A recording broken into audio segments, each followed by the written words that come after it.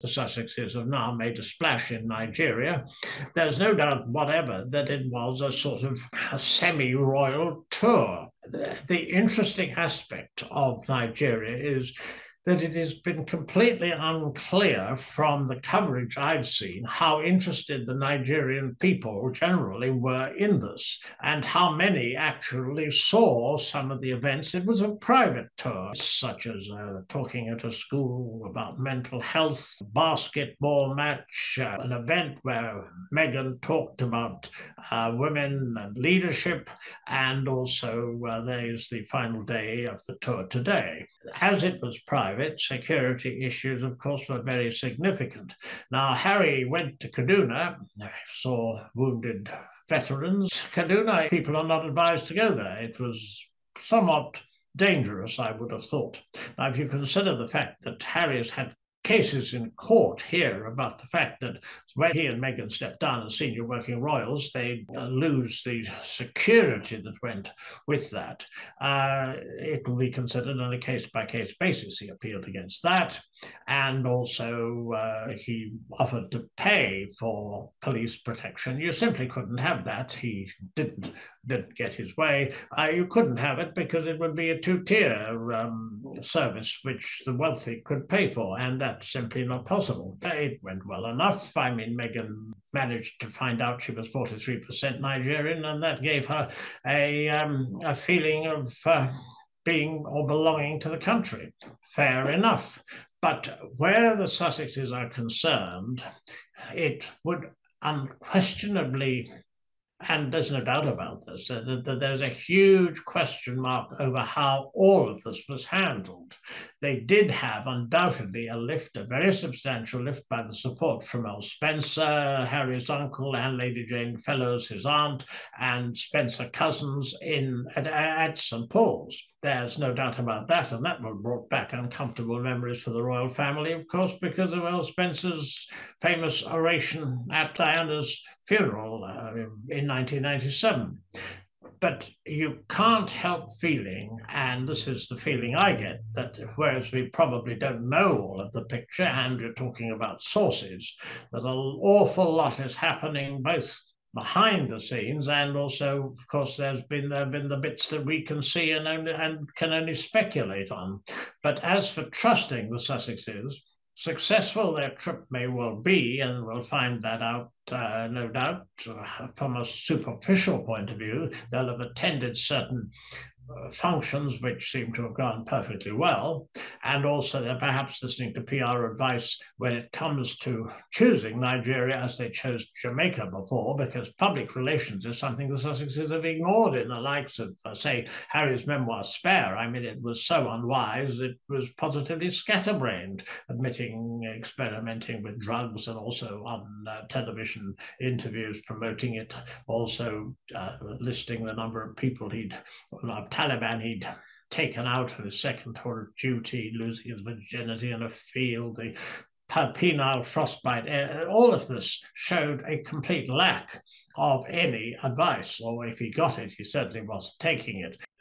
We are not likely to hear from the royal family any views about this so-called tour. I mean, obviously, the Sussexes can do, since they're no longer senior working royals, exactly what they like. What they wanted was a half-in, half-out situation. What unquestionably, after the way the rest of this week has gone, and the conflicting reports that have come out today regarding Harry's and his father being too busy to see him, which we heard from Harry's spokesperson, and royal sources now disputing it. I think there'll be a great deal of concern the way that they built publicity up, and then they've used it, or some would say exploited it, for their Nigerian trip. So far as further trips are concerned, it would depend where, and also would depend on, as with Jamaica, there was sensitivity because Jamaica may well be heading to a republic, and has to be a referendum first, but again, that was curious that they chose that. It will I think that it's always unwise to underestimate the Sussexes because you never quite know what's coming next.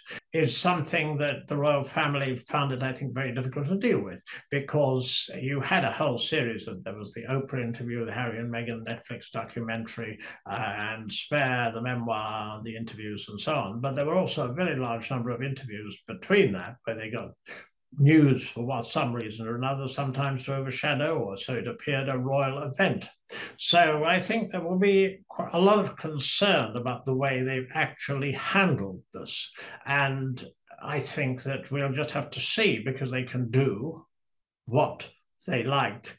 There has been a report in the Times today that a royal source has denied that, as previously stated by a spokesperson from Harry's office, that King Charles was too busy to see his son when he was over here for 3 days, linked to the commemoration of 10 years of Invictus at St. Paul's.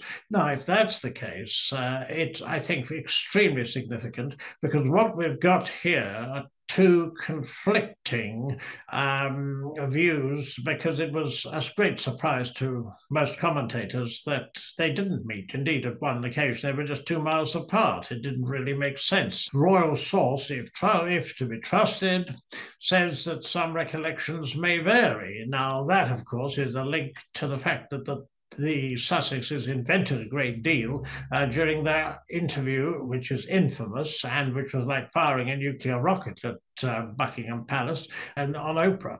So this is quite extraordinary. In fact, it's bizarre, and one of the results of this, and the fact that there are two conflicting public relations views.